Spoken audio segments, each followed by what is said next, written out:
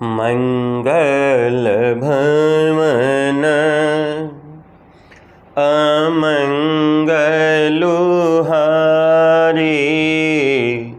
द्रवं सुदशरथ अजिर बिहारी सीताराम चरण रति मोरे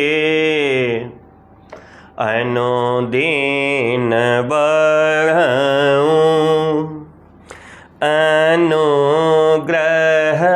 तोरे बंदऊं गुरुपद पदुम परागा बंदऊं गुरुपद पदुम परागा सुरुचे सुबास सरस अनुरागा सुरुचे सुबास। श्री गुरुदेव भगवान के पावन और कमलवत चरणों में नमन। आप सभी के प्रति ढेरों स्नेह, बहुत सारा प्यार, बहुत सारा आशीर्वाद। कैसे हैं सभी लोग? कल वाले खंड में हम लोगों ने सूरदास के पदों को पढ़ा था। कल हम लोग, यद्यपि हमारा थंबनेल कह रहा है 6वें से 11, हमने कोशिश किया थी कि कल 5वें तक पहुंच नहीं पाए थे, तो थंबनेल बदल जाएगा, कोई टेंशन छोड़ दीजिए। लेकिन मुझे ऐसा लग रहा था कि हम पहुंच जाएंगे, कि 6ठे तक पहुंच गए हैं। कल कौन से वाले तक हम लोग पहुंचे थे, एक बार बताइए तो कमेंट में। हाँ जी, हाँ बताइए कि कल हम लोग कौन से वाले पद तक पहुंचे थे। जी, मेरा एसी ठंडा नहीं कर रहा है, थोड़ा इसको तेज कर दें। आप लोग कहिए तो थोड़ा तेज कर दें। कल वाले में कहाँ तक हम लोग पहुंचे थे, किस पद तक बताइए।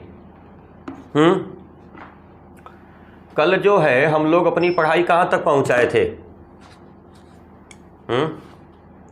बोलिए।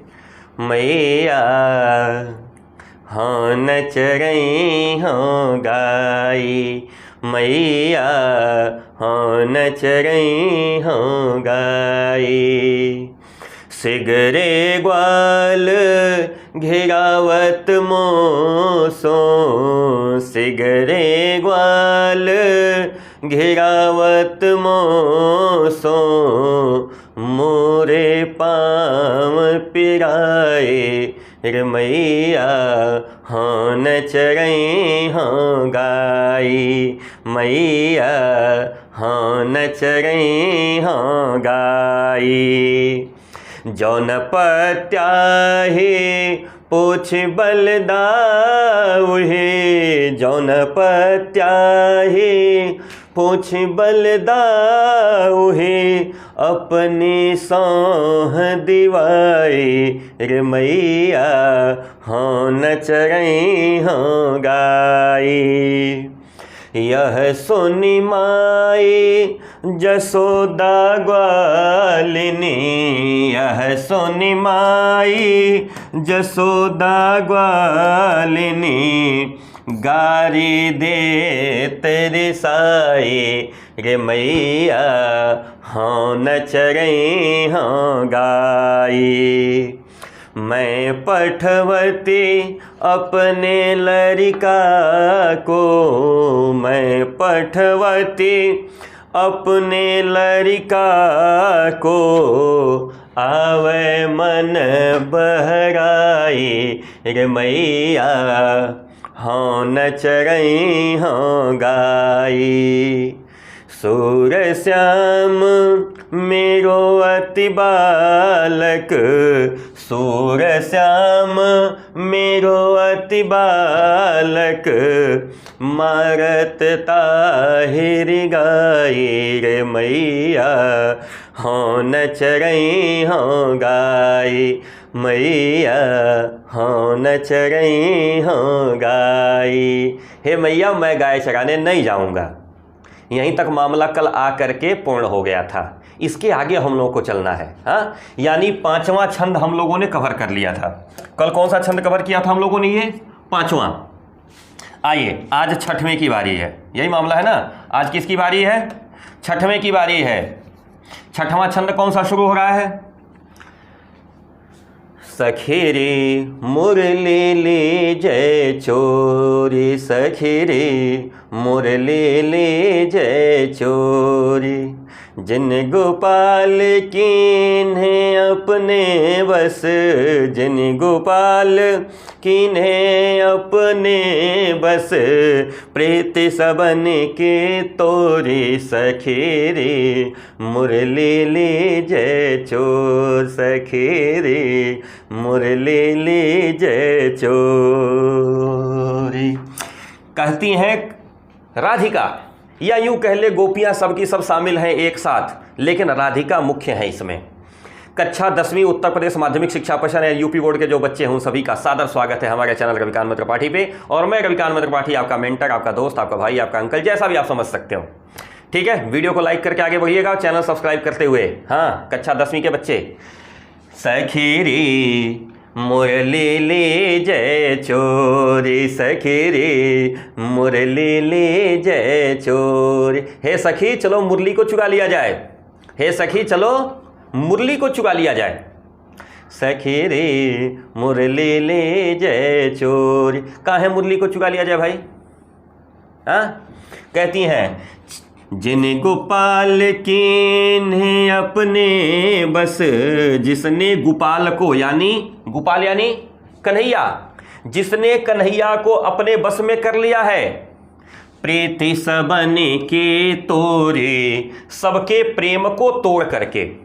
अभी वर्तमान में हमारे घरों में एक परंपरा टाइप की शुरू हो गई है, मेरे घर में विशेष चलती है।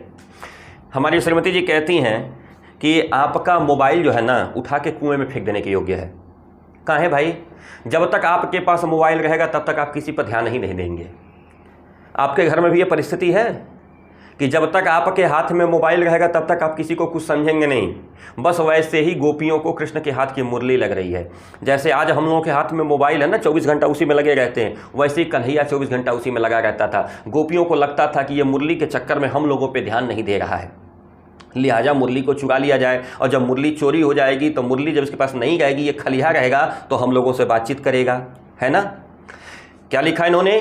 जिन गोपाल कीन्हे अपने बस, जिस मुरली ने गोपाल को अपने वश में कर लिया है, प्रीत सबन के तोरे, सखे रे मुरली ले जय चोर, जिसने सबके प्रेम को तोड़वा करके गोपाल को अकेले अपने वश में कर लिया है, ऐसी मुरली को चलो चुरा लिया जाए।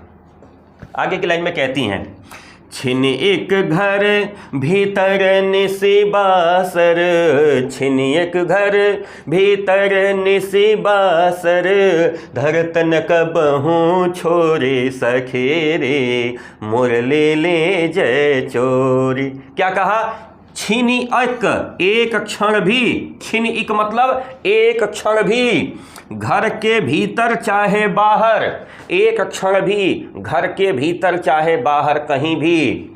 निसी बासर, निसी माने रात, बासर माने दिन, नोट करिए कहीं कॉपी पे। निसी माने रात, बासर माने दिन, रात दिन। धरतन कबहूँ छोरे, सखे रे मुरली ले जय चोरी। एक क्षण भी घर के भीतर चाहे बाहर, दिन हो चाहे रात, कभी इसको अपने से अलग करके नहीं रखते। हे सखी चलो मुरली को चुरा लिया जाए।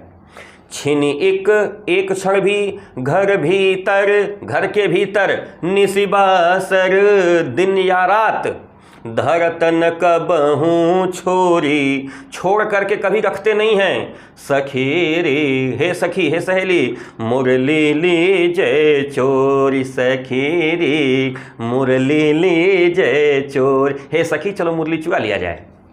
अगली लाइन में आ जाइएगा। कबहूँ कर कबहूँ कया धरनी, कबहूँ कर कबहूँ कया धरनी, अरे कटि कबहू खोसत जोरी सखे रे, मुरली लीजे चोरी। 3 स्थान बताया कहाँ कहाँ रखते हैं। कभी हाथ में रख लेते हैं, कभी मुरली को कहाँ रखते हैं, हाथ में लिए रहते हैं। कभी मुरली को अधरों पे यानी ओठों पे रख लेते हैं बजाने के लिए, और कभी कभी कटी अर्थात कमर में खोस लेते हैं, यानी कभी भी मुरली को अपने से अलग नहीं करते। हे सखी चलो मुरली को चुरा लिया जाए। कबहू ककर कभी हाथ में, कबहू कधरनी कभी अधरों पे, कबहू कटि खोसत जोरे सखे रे, मुरली ले जय चोर। हे सखी चलो मुरली को चुरा लिया जाए। समझ में आ रहा है? आगे बढ़ते हैं। ना जानो कछु मेली मोहिनी, ना जानो कछु मेली मोहिनी, राखे यंग यंग भोरी सखी रे, मुरली ले जय चोर सखी रे, मुरली ले जय चोर। ना जानो कछु मेली मोहिनी, ऐसा नहीं लगता कि कोई टोना टोटका या कोई मोहित करने वाला मंत्र चला दिया है इसने। राखे अंग यंग भोरी, श्री कृष्ण को भोला बना करके, बावला बना करके अंग अंग लिपटी रहती है। इस बांसुरी को पता नहीं कौन सी मेली मोहिनी आती है, इस बांसुरी को कौन सा सम्मोहन आता है कि इसने श्री कृष्ण को भोला बना करके उनके अंग अंग से चिपकी हुई है। आज तक हम लोगों को यह समझ में नहीं आया। यह मंत्र आता तो हम लोग भी जाके चिपक जाते, लेकिन ये आज तक हम लोग के समझ में नहीं आया। अंत में कहते हैं सूरदास, सूरदास जी समझाते हैं। क्या समझाते हैं? सूरदास जी क्या समझाते हैं? प्रभु को मन सजनी, हे सजनी प्रभु का जो मन है ना।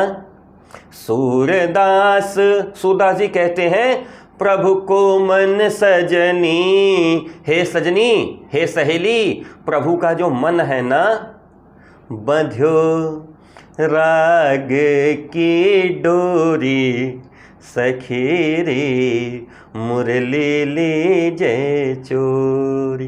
भगवान का मन राग की डोरी से बंधा हुआ है। जो भगवान को अतिशय प्रेम करता है भगवान उसको भी प्रेम करते हैं। यदि आपको लगता है कि भगवान केवल बांसुरी से प्रेम करते हैं तो ऐसा नहीं है। यदि तुम भगवान को हृदय से प्रेम करोगी ना तो भगवान तुम्हें भी प्रेम करेंगे। आपके लिए भी है। अगर आप भी किसी चीज से सच्चे प्रेम के साथ जुड़ेंगे ना वह आपसे प्रेम करेगा। लेकिन अगर आपके प्रेम में छल होगा, यदि आपके प्रेम में कपट होगा, यदि आपके प्रेम में धोखा होगा ना वह चीज आपसे भागती चली जाएगी। हम लोग पढ़ाई कर रहे हैं ना, यदि अपने शिक्षा से, यदि अपने विद्या से, यदि अपने विद्यालय से, यदि अपने शिक्षकों से, यदि अपने गुरुजनों से आप अगर प्रेम कर लेंगे ना, सच्चा प्रेम कर लेंगे ना तो आपको बोर्ड टॉप करने से कोई रोक नहीं पाएगा। इसी चैनल पे एक वीडियो मैंने डाला है, खोज लीजिएगा। एक भैया है हाई स्कूल में हिंदी में 100 में 100 पाया है। हाई स्कूल में हिंदी में 100 में 100, नवनीत कुमार लखनऊ का वीडियो मैंने इसी चैनल पे डाला है, देख लीजिएगा। कुछ भी हासिल किया जा सकता है। बंध्यो राग की डोरी, हर चीज राग की डोरी से बंधी है। जितना प्रेम आप इस किताब से करोगे ना, ये किताब है आपकी, यही है ना, जितना प्रेम इस किताब से करोगे ना यह किताब कूद करके आपके पास आएगी। मेरे बच्चों घबराने की आवश्यकता नहीं है। पद समझ में आया? आइए 7वें पद पे चलते हैं। 7वां पद, हाँ पढ़ें। श्री कृष्ण भगवान मथुरा में हैं, आपको पता है, हमें भी पता है। श्री कृष्ण भगवान मथुरा में हैं। श्री कृष्ण के एक मित्र हैं उद्धव। वो उद्धव कृष्ण के पास जाते हैं तो कृष्ण से बड़ा बखान करते हैं कि मुझे ज्ञान प्राप्त हो गया, मैं बड़ा ज्ञानी हो गया हूं। तो श्री कृष्ण क्या करते हैं, उद्धव का ज्ञान समाप्त करने के लिए, उनके मन में जो अहंकार है उसको नष्ट करने के लिए उद्धव को भेज देते हैं गोपियों के पास कि जाओ थोड़ा गोपियों को समझा दो। और जब उद्धव आते हैं गोपियों के पास तो गोपियां कृष्ण के प्रेम में इतनी पागल हैं वो खुद उद्धव का सारा घमंड नाश कर देती हैं कि हे उद्धव ज्ञान से कुछ नहीं होता, जो कुछ भी होना है प्रेम से होता है। और उद्धव निरत्तर होकर के चले जाते हैं। तो उद्धव को कृष्ण जब मिलते हैं, या कह लीजिए कृष्ण और उद्धव जब आपस में मिलते हैं, तो उद्धव से कृष्ण अपनी बात बता रहे हैं। हे उद्धव, मेरा ब्रज कैसा है, मैं जहां रहता था, जहां मैं बड़ा हुआ बचपन से लेकर के, वो ब्रज कैसा है, उसकी चर्चा करते हैं उद्धव से। क्या कहते हैं कृष्ण? उद्धव, हे उद्धव, मोहि ब्रज बिसरत नाही, उद्धव मोहि ब्रज बिसरत नाही। हे उद्धव, मुझे ब्रज भूलता नहीं है। बिसरत शब्द है, बिसरत मतलब क्या होता है? भूलना। नोट करिए, हे उद्धव, मुझे ब्रज भूलता नहीं है। बिसरत नाही अर्थात भूलता नहीं है। उद्धव, हे उद्धव, मोहि ब्रज बिसरत नाही, मुझे ब्रज भूलता नहीं है। वृंदावन, मुझे वृंदावन नहीं भूलता। मुझे क्या नहीं भूलता? वृंदावन नहीं भूलता। गोकुल, गोकुल भी नहीं भूलता। वन उपवन, वहाँ के वन और वहाँ के बागीचे भी नहीं भूलते। वृंदावन, गोकुल, वन उपवन, ये चारों तो मुझे कतई नहीं भूलती। न वहाँ पे वृंदावन मुझे भूलता है, न गोकुल मुझे भूलता है, न वहाँ के वन, न वहाँ के बागीचे, कुछ भी हमको नहीं भूलते। सघन कुंज के छाही, उद्धव मोहि ब्रज बिसरत नाही। सघन कुंज, कुंज का मतलब होता है झाड़ियाँ, घनी झाड़ियों की जो छाया है ना, गाय चराते समय जहाँ हम बैठ करके आराम करते थे, बांसुरी बजाते थे, कुछ भी हमको नहीं भूलता, सब याद है। हे उद्धव, मुझे ब्रज नहीं भूलता। वहाँ का वृंदावन, वहाँ का गोकुल, वहाँ के वन, वहाँ के बागीचे और वहाँ की घनी झाड़ियाँ, सब कुछ मुझे याद है, कुछ भी मुझे नहीं भूलता। अब लिखिए, मात प्रात समय, सुबह सुबह, प्रात समय, सुबह सुबह, माता जसुमती, माता यशोदा, जसुमती माने यशोदा, अरु नंद देखे सुख पावत। क्या करते थे हम? प्रातः काल जब सोकर उठते थे तो माता यशोदा और बाबा नंद को देख करके कितना सुख मिलता था, ये हमें नहीं भूलता, आज तक हमें याद है। आगे क्या कहते हैं? माखन रोटी दहियो सजायो, माखन रोटी और दही सजा करके अतिहित साथ खवावत, रे उद्धव मोहि ब्रज बिसरत नाही। इतने प्रेम के साथ वो हमको खिलाते थे कि वह खिलाना मुझे नहीं भूलता। वृंदावन, गोकुल, वन, बागीचे, वहाँ की घनी जो झाड़ियाँ हैं उसकी छाया, कुछ भी हमको नहीं भूलता। सुबह के समय यशोमती मैया और बाबा नंद को देख करके जो सुख मिलता था वह भी मुझे नहीं भूलता। माखन रोटी और उस पर दही सजा करके अतिहित साथ, इतने प्रेम के साथ खिलाते थे, ये भी मुझे नहीं भूलता। गोपी ग्वाल बाल संग खेलत, वहाँ की जो गोपियाँ थीं, वहाँ के जो ग्वाल बाल थे यानी गाय को चराने वाले जो बच्चे थे, उनके साथ खेलते हुए सब दिन हंसत सिरात, सिरात मतलब बीत जाता था, पूरा दिन हंसते बीत जाता था। मुझे कुछ भी नहीं भूलता, सब याद है। उद्धव, तुमको एक चीज़ और बताऊं, सूरदास जी कहते हैं, सूरदास धन धन ब्रजवासी। सूरदास जी कहते हैं कि उद्धव कहने लगे कि वे ब्रजवासी धन्य हैं, वे ब्रज के निवास करने वाले लोग धन्य हैं, जिनके हित, जिनके प्रिय, जिनके चाहने वाले जदुतात यानी श्री कृष्ण हैं। जदुतात श्री कृष्ण का नाम है। कहा कि वे ब्रजवासी, वे ब्रज में रहने वाले लोग धन्य हैं। वे ब्रज वाले लोग जो ब्रज में रहते हैं वो कितने पवित्र हैं कि जिनके हितैषी भगवान श्री कृष्ण आप हैं। ये रहा 7वां पद। समझ में आया? हाँ, अगर समझ में आया हो तो लाइक ठोकते चलिएगा, चैनल सब्सक्राइब करके रख लीजिएगा, बेल आइकन ऑन कर लीजिएगा ताकि नया वीडियो अपलोड हो तो सूचना आपके पास पहुंच जाए। पक्का? आइए 8वें पे चलिए। अब क्या हुआ, श्री कृष्ण की बात सुनकर के उद्धव जो है वो गोपियों के पास चल पड़ते हैं। उद्धव कहाँ चल पड़ते हैं? गोपियों के पास। उद्धव आते हैं गोपियों के पास यानी गोकुल में। और यहाँ पे गोपियों को आके समझाते हैं कि हे देवियों सुनो, तुम श्री कृष्ण के वियोग में परेशान मत हो। श्री कृष्ण तो परब्रह्म परमेश्वर है, और वह जो परम बर परमेश्वर है वो तो निर्गुण है, निराकार है, असीम है, अपरंपार है। वो चराचर जगत का स्वामी है, उसको कोई नहीं देख सकता, कोई नहीं सुन सकता, सब देख सकते हैं, सब सुन सकते हैं। जैसा अनुभव करोगे आंख को बंद करके कहीं पे भी उस ईश्वर को प्राप्त कर सकते हो, तुम्हें इतना चिंतन करने की आवश्यकता नहीं है। गोपियां कहती हैं ये ज्ञान हमको समझ में नहीं आया, हमने कृष्ण को गोद में खिलाया है यहाँ पे। हाँ, हम श्री कृष्ण के साथ ही बड़े हुए हैं, हमने श्री कृष्ण को आंख से देखा है। तुम्हारा जो परमेश्वर है वो कोई और परमेश्वर होगा, श्री कृष्ण हमारा है, वो परमेश्वर होगा नहीं होगा वो तुम्हारे लिए होगा, तुम जानो। हमारे लिए वो कन्हैया है, हमको हमारा कन्हैया चाहिए। उद्धव फिर समझाते हैं, अरे यार तुम काहे परेशान होती, वो परब्रह्म परमेश्वर है, वो चराचर जगत नियंता है, आंख बंद करके कहीं भी प्राप्त, कहा कुछ नहीं हमको प्राप्त करना, हमको श्री कृष्ण ही चाहिए। गोपियां बहुत दुखी हैं। उद्धव पूछते हैं कि आखिर आपके दुख का कारण क्या है। गोपियां दुख का कारण बताती हैं। उद्धव मन न भये 10-20, उद्धव मन न भये 10-20। हे उद्धव, मन 10-20 को नहीं होता, प्रेम एक से होता है, बहुत से नहीं होता। हाँ, होता है ना, प्रेम एक से होता है। हे उद्धव, मन एक होता है, 10-20 नहीं होता। उद्धव मन न भये 10-20। हे उद्धव, मन जो है ना 10-20 नहीं होता, एक था, एक होता, एक तो था, सो गयो श्याम संग। एक मन था जो श्याम के साथ चला गया, मेरा एक दिल था जो श्याम ने चुरा लिया, अर्थात एक जो मेरा प्रेम था वो श्याम के साथ चला गया। एक होता सो गयो श्याम संग, को अवराधे ईस।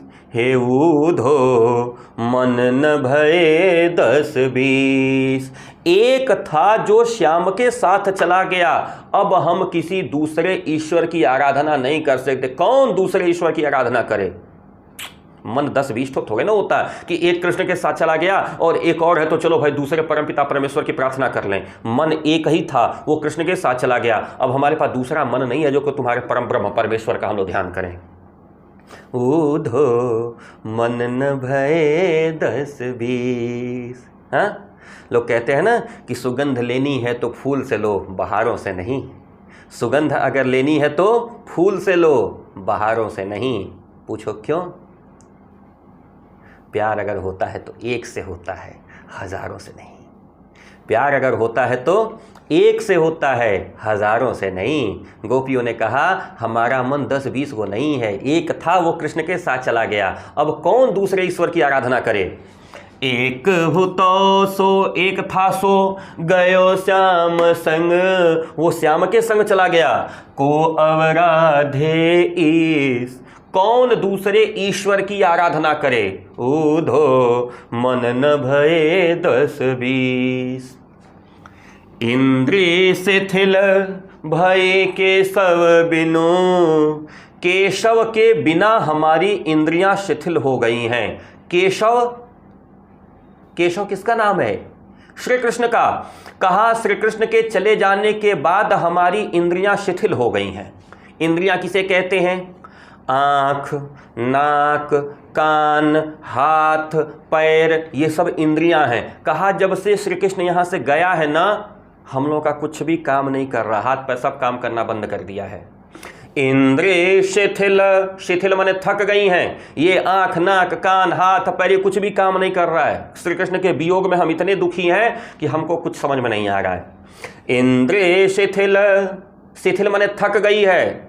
इंद्रिय शिथिल भय केशव बिनु, केशव के बिना हमारी इंद्रियां शिथिल हो गई हैं। ज्यों देहि बिनु शेष, हे उद्धव मन न भये 10-20। जिस प्रकार से आप एक ऐसे शरीर की कल्पना करिए जिसमें से सिर काट दिया गया हो, वो शरीर कितना काम करेगा बताओ। यह शरीर आपके सामने खड़ा है, यहां से इसको हटा दिया जाए, ये जो बाकी शेष बचा हिस्सा है काम करेगा? कहिए, कमेंट में लिखिए, मैं देखूं। अगर यहां से गर्दन उड़ा दी जाए तो ये शेष शरीर का हिस्सा बचा है वो काम करेगा? अरे कहिए भाई, करेगा? नहीं करेगा ना।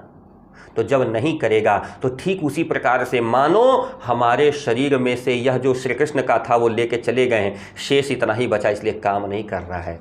इंद्रे शिथिल भय केशव बिनु, जो देहि बिनु शेष है उधो मन न भय 10-20। जिस प्रकार सिर को काट देने के बाद शरीर का शेष हिस्सा कार्य नहीं करता है, उसी प्रकार श्री कृष्ण के चले जाने के बाद हमारे शरीर की इंद्रियां भी काम नहीं कर रही हैं। आशा लागी रहती तन श्वासा, आशा लगा करके इस शरीर में हम लोग सांस चला रहे हैं। आशा लागी, इस बात की आशा लगी हुई है कि क्या पता कल को कन्हैया लौट आएगा। रहती तन श्वासा, इसीलिए इस शरीर में सांस चल रही है। और यदि कन्हैया नहीं आया, जीवहि कोटि बरिस हे उधो मन न भये 10-20। तो हम लोग करोड़ों वर्षों तक इस आशा के भरोसे जी जाएंगे। जीवहि कोटि बरिस, करोड़ों वर्षों तक इसी आशा के भरोसे जी जाएंगे। उधो मन 10-20 नहीं होता, जाके कन्हैया को कह देना। और अंतिम पंक्ति है, तुम तो सखा श्याम सुंदर के, तुम तो श्याम सुंदर के सखा हो। श्याम सुंदर माने कन्हैया कृष्ण, तुम तो श्री कृष्ण के सखा हो ना। तुम तो सखा श्याम सुंदर के, सकल जोग के ईस है उधो मन न भय 10-20। जितने तरह के जोग होते हैं सबके मालिक तुम भी हो गए हो। तुम कन्हैया के सखा हो, जैसे वो चालबाज वैसे तुम चालबाज। वो भी झूठ बोल के गया था, कहा था 15 दिन में लौट आएंगे, इतना दिन हो गया लौटा नहीं। तुम तो सखा श्याम सुंदर के, तुम भी उसी श्याम सुंदर के मित्र हो ना। सकल जोग के ईस है उधो मन न भय 10-20। तुम भी हर तरह का योग जानते हो, हर तरह के योग के तुम भी ईश्वर हो, अर्थात हर तरह के योग के मालिक अब तुम भी हो गए हो, समझ में आ गया है। लेकिन सूर हमारे नंद नंदन बिनु, सूरदास जी बता रहे हैं कि गोपियां कहते हैं उद्धव से कि हे उद्धव, हमारे नंद नंदन के बिना, नंद के नंदन अर्थात श्री कृष्ण, नंद बाबा के लाला, नंद के नंदन, नंदन माने पुत्र।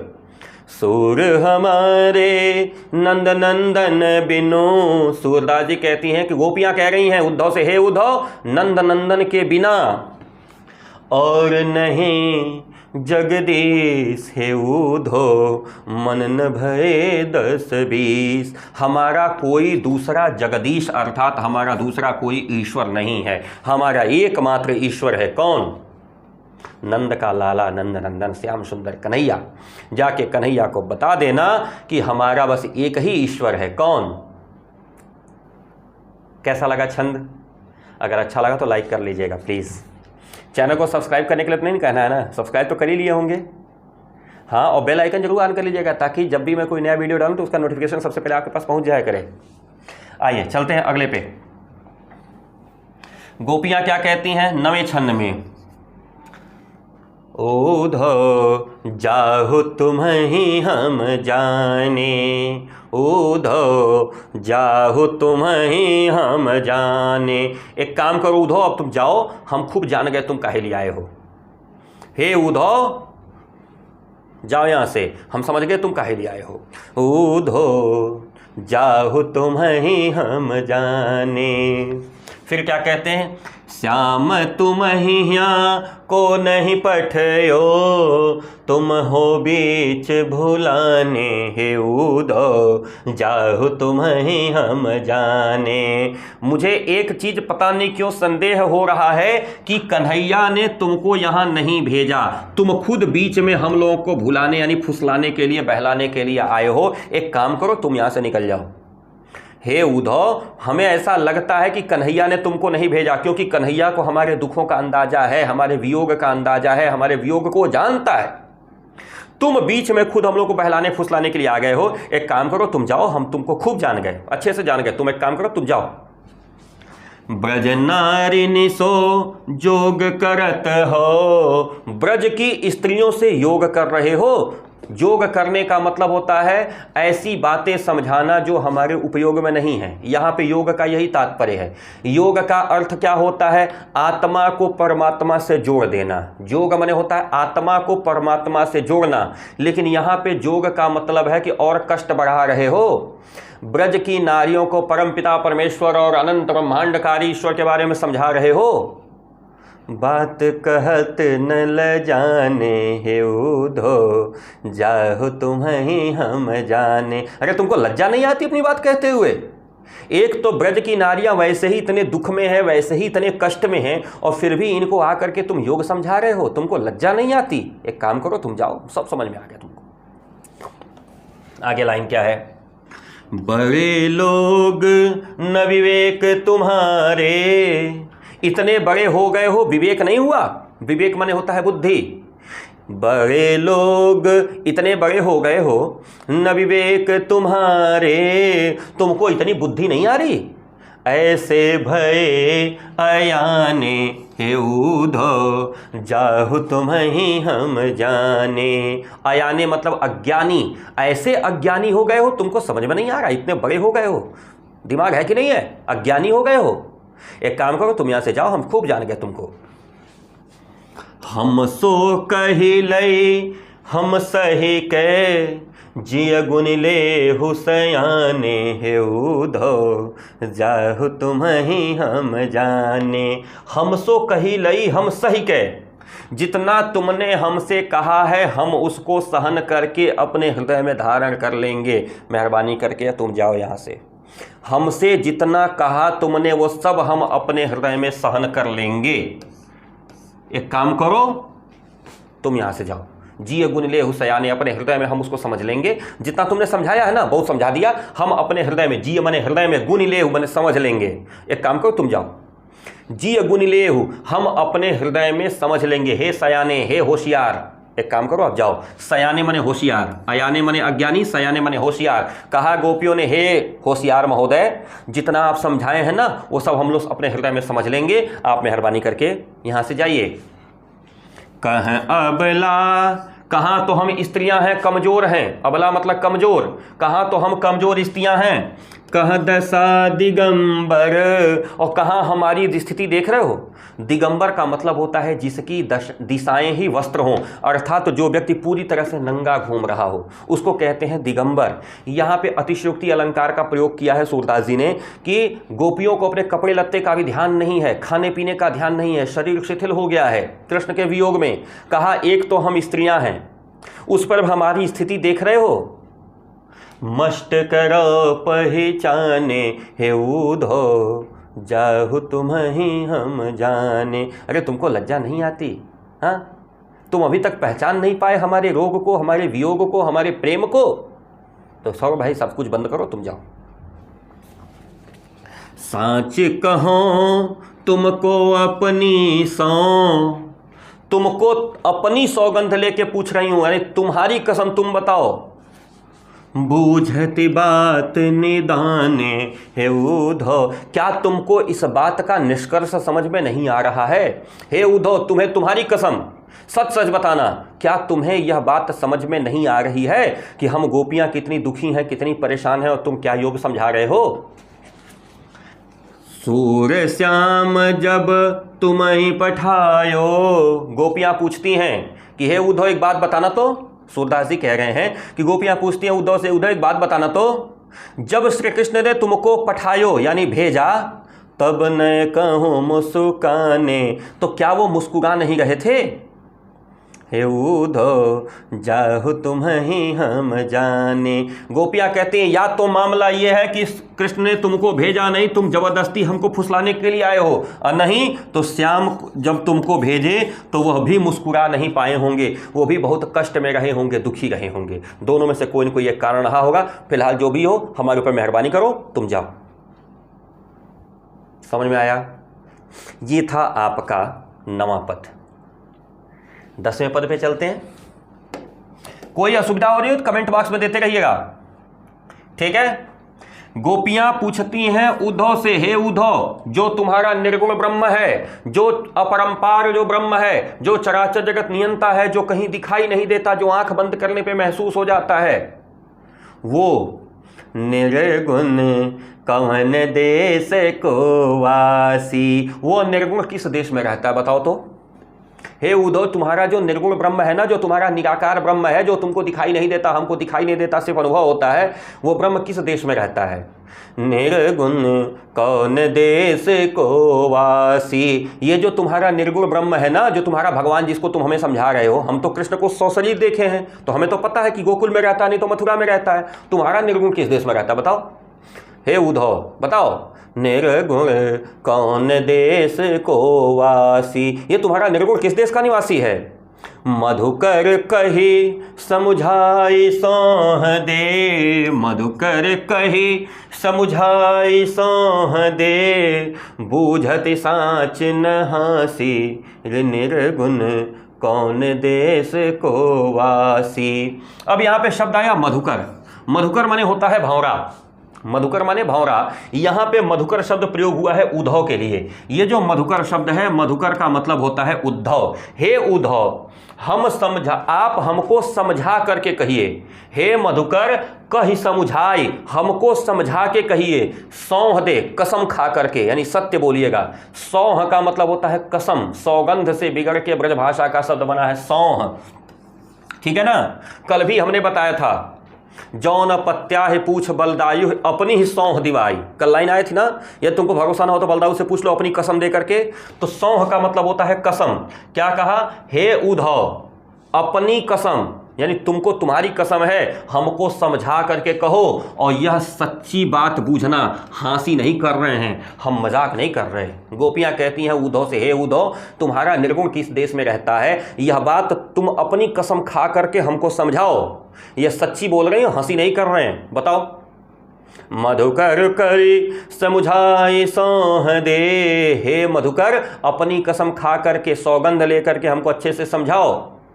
बूझति साच न हंसी, इसको सच्चा समझना, हंसी नहीं कर रहे हम लोग। निर्गुण कौन देश को वासी, ये तुम्हारा निर्गुण किस देश का वासी है बताओ। अगली पंक्ति, को है जनक, पिता कौन है उसका, जनक माने पिता, उसका पिता कौन है। कौन है जननी, उसकी माता कौन है। जननी माने माता, जनक माने पिता, जननी माने माता। को है जनक, कौन उसका पिता है।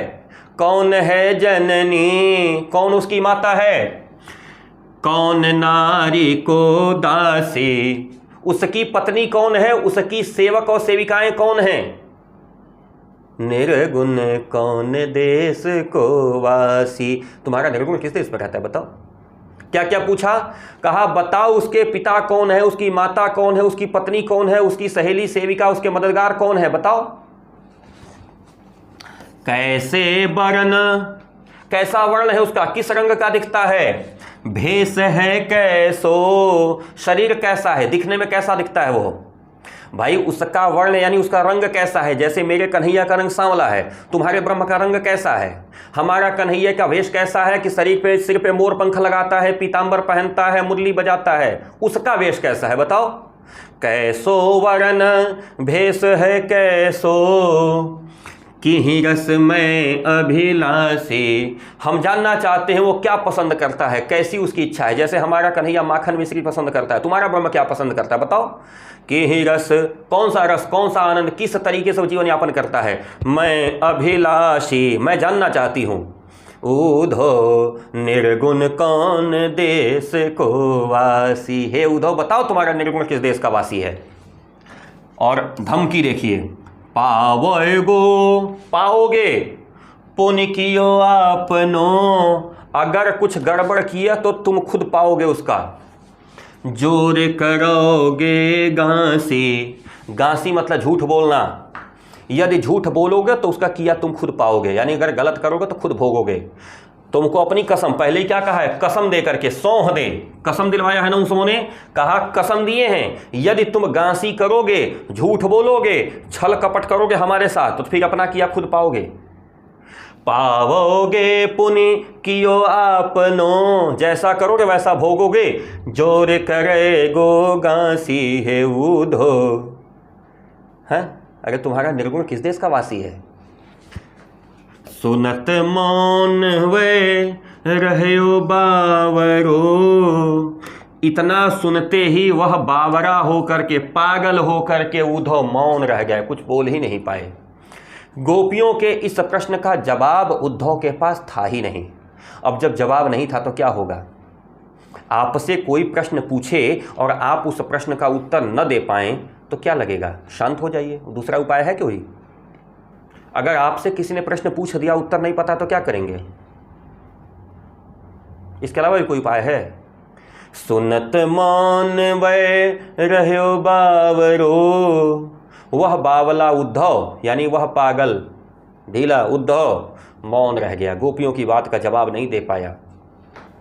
सूरदास जी कहते हैं, सबे मति नासी निर्गुण कौन देश को वासी। सूरदास जी कहते हैं कि उद्धव की सारी मति माने बुद्धि नष्ट हो गई, जितना ज्ञान था सब ज्ञान समाप्त हो गया, चुप रह गया बेचारा, कुछ बोल नहीं पाया, जवाब नहीं दे पाया।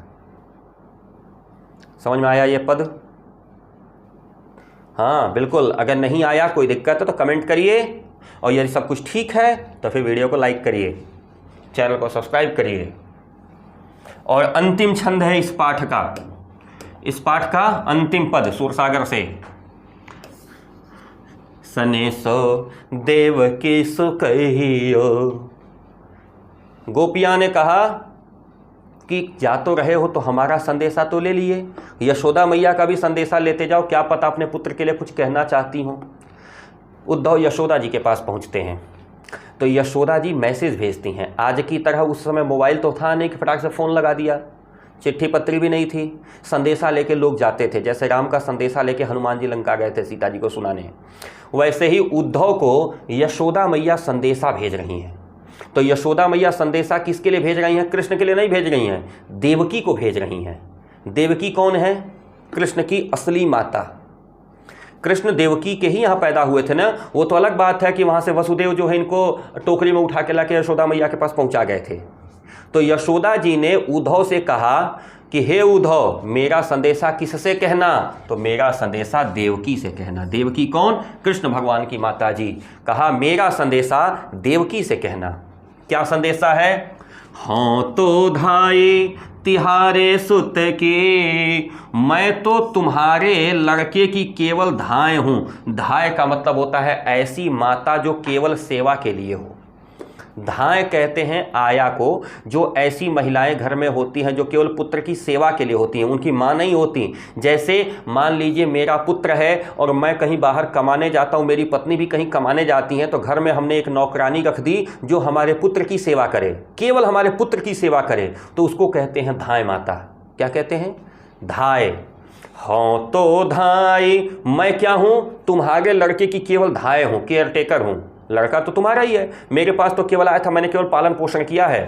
हाँ तो धाये तिहारे सुत की, मैं क्या हूँ? केवल तुम्हारे लड़के की धाय माता हूँ और कुछ नहीं हूँ। माया करत ही रहियो सने सो देवकी सो कहियो, मुझे माया बहुत लगती है, मोह बहुत लगता है, याद बहुत आती है कन्हैया की। मैं तो तुम्हारे लड़के की केवल धाय हूँ, कुछ समय के लिए मेरे पास आया था, मैंने केवल उसका पालन पोषण किया है, फिर भी मुझे उसकी माया बहुत सताती है, अर्थात उसकी याद बहुत आती है, उसका मोह बहुत लगता है।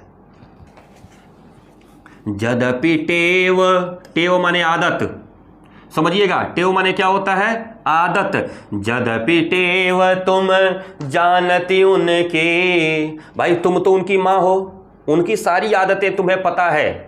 यद्यपि टेव, यदि उनकी आदत तुम जानती हो, क्यों? क्योंकि तुम माँ हो, तुमको तो पता ही होगा। तऊ मोही कही आवे, फिर भी मुझे कहने का मन कर रहा है तो मैं कह देना चाहती हूँ। तब भी यद्यपि तुम उनकी माता हो, तुम्हें उनकी सारी आदतें पता है, टेव माने आदत, फिर भी मैं अपनी तरफ से कुछ कहना चाहती हूँ, मेरे मन में कुछ आ रहा है कि मैं कह दूँ। क्या कहना चाहती हैं? प्रात होत मेरे लाल लड़ैते, मेरे प्रिय बच्चे को, लड़ैते प्रिय, मेरे प्यारे लल्ला को, मेरे प्यारे कन्हैया को माखन रोटी भावे, माखन और रोटी पसंद आती है।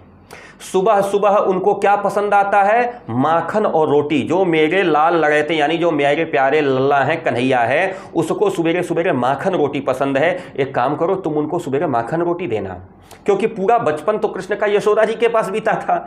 हाँ, देवकी पास तो कृष्ण बड़े होने पर पहुंचे थे ना, किशोर होने पर। तो यशोदा जी ने कहा है उद्धव से, हे उद्धव, देवकी को बता देना कि लो लल्ला कृष्ण है ना, उसको सुबह सुबह माखन रोटी बड़ी पसंद है, इसलिए देवकी तुम सुबह सुबह उसको माखन रोटी ही देना।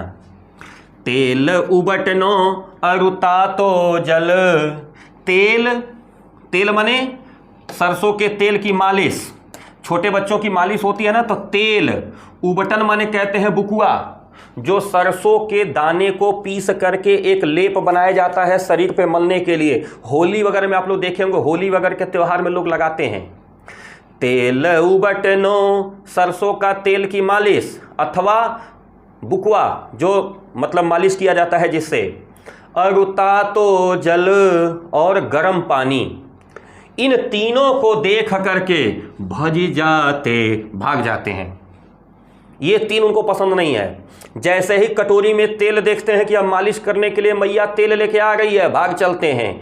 देखते हैं कि मैया सरसों का बुकुआ लेके आ रही है, हमारे शरीर पे मलेगी, भाग चलते हैं। देखते हैं कि गर्म पानी आ रहा है, इसका मतलब नहाना पड़ेगा, भाग चलते हैं। हाँ, ये बचपन का उनका स्वभाव है, जान लो। और जो जो मांगते हैं, जोई जोई मांगत सोई सोई देती, मैंने आज तक कभी उनको किसी चीज़ के लिए मना नहीं किया। जो जो मांगते हैं वो सब कुछ मैं देती हूँ।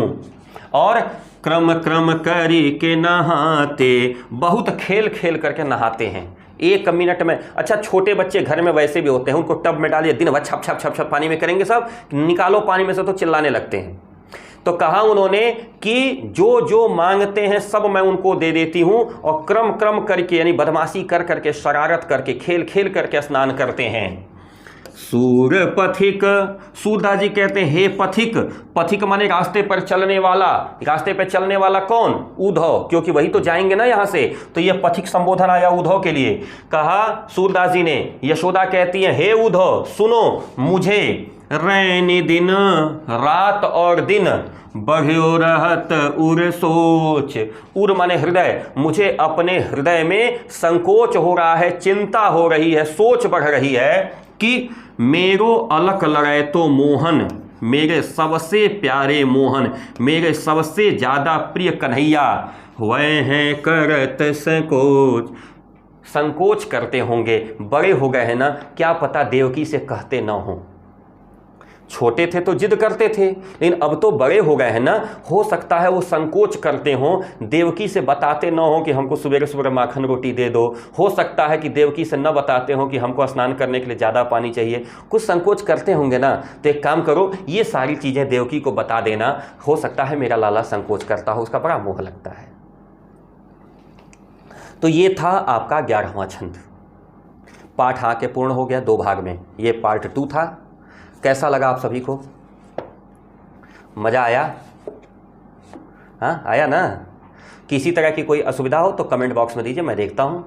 मैं रविकांत मैत्र त्रिपाठी, जनपद देवरिया, उत्तर प्रदेश से आप सभी के उज्जवल भविष्य की कामना करता हूँ। सभी के प्रति ढेरों आशीर्वाद प्रेषित करता हूँ। आप सभी बच्चों को बहुत सारा प्यार भेजता हूँ, और सम्मानित जो शिक्षा का अभिभावक बंधु जुड़े हुए हैं उनके प्रति प्रणाम निवेदन करता हूँ, और सभी से प्रार्थना करता हूं कि आप सभी का उज्जवल भविष्य मंगल हो। मैं ईश्वर से ये कामना जरूर करूंगा, और आप लोग बोर्ड परीक्षा में अच्छा पाइए, इसकी भी शुभकामना है।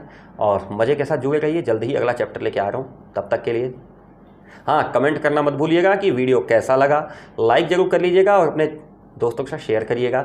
हाँ, वो सब्सक्राइब करके जरूर रख लीजिएगा, ताकि नया वीडियो अपलोड करूँ तो सबसे पहले आपके पास मैसेज पहुँच जाया करे। बेल आइकन ऑन करना। हाँ ठीक है, फिर मिलते हैं जल्दी अगले वीडियो के साथ। तब तक के लिए सादर नमस्कार, सत श्री अकाल, जय हिंद।